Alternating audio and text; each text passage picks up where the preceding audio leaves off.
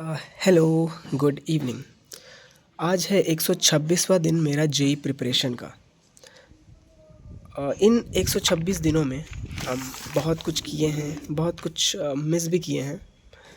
और इस पॉइंट पे हमको लगा कि I need to take a break, I need to pause and analyse everything, collect everything, consolidate everything and plan how am I working, analyse how am I working.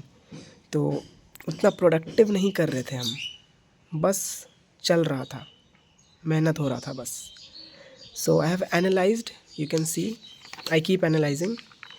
और ये 4 rules हम लिखे हैं जो कि हमको हेल्प करेगा अपने एग्ज़ाम तक जाने में। हो सकता है कुछ और ऐड करना हो या चेंज करना हो या गलत लिखे हों, लेकिन एग्जीक्यूट करना मैटर करता है। Only then you know which rule is a mistake, कौन सा गलत है। तो देख लो, ये है रूल 1। पहले 10 आवर का मिनिमम टारगेट रहता था एंड उतना ही करते थे हम। And now I have felt the need that I need to extend. 10 hour is not sufficient, 12-14 hours per day is required. Yes, and let's move to rule 2. Daily focus on ETS. What is ETS? ETS stands for Eklavya Test Series.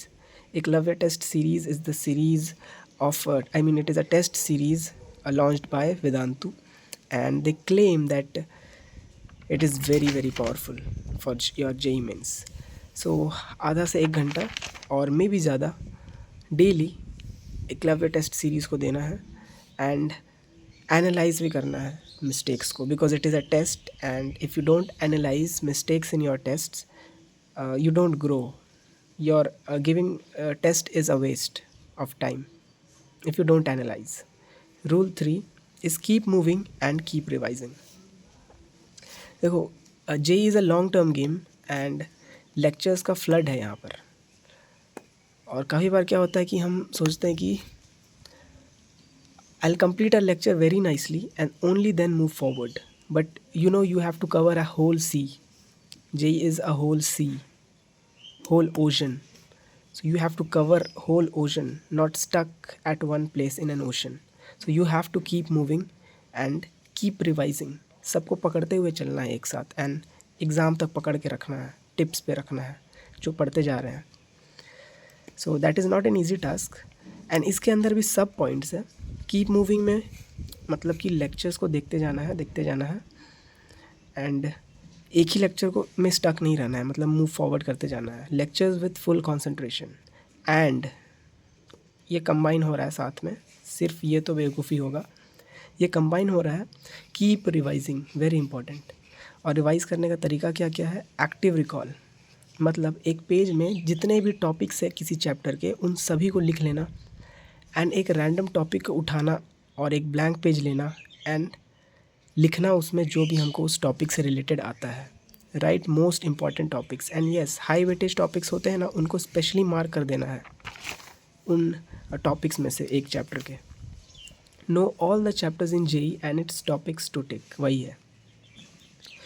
फिर I make videos on YouTube, I solve PYQs, तो वो भी एक अच्छा revision का source हो जाता है मेरे लिए, because I am solving it my self and it's my voice, my brain and I'm seeing it in my handwriting, so everything is mine, so I can relate it more. Next is the formula sheet, like in physical chemistry, physics, maths, in every subject formula sheet is important too. 80-20 rule, but this time it is not in the syllabus वाला, it is 2 our जो slot होता है मेरा, उसमें 80-20 rule ये कर रहे हैं। इसका मतलब 80% हम करंट चैप्टर पढ़ेंगे जब 2 आवर का स्लॉट मेरा होगा क्वेश्चन प्रैक्टिस का, और 20% जो होगा वो प्रीवियस चैप्टर का क्वेश्चन प्रैक्टिस होगा। तो कीप रिवाइजिंग में ये वाला आ जाएगा, मतलब रिवीजन होते रहेगा। वरना क्या होता है कि हम लोग सिर्फ करंट चैप्टर्स पे ध्यान देते हैं। ये दोनों पॉइंट मर्ज होना था, गलती से हम अलग अलग लिख दिए।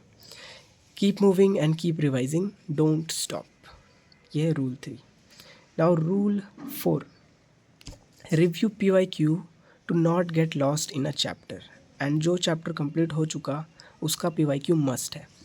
देखो, PYQs आर दोज क्या बोलते हैं, questions which have been asked in JEE in previous years और उसी का तैयारी यू आर डूइंग, और अगर तुमसे वो सॉल्व नहीं हो रहा है then what preparation are you doing?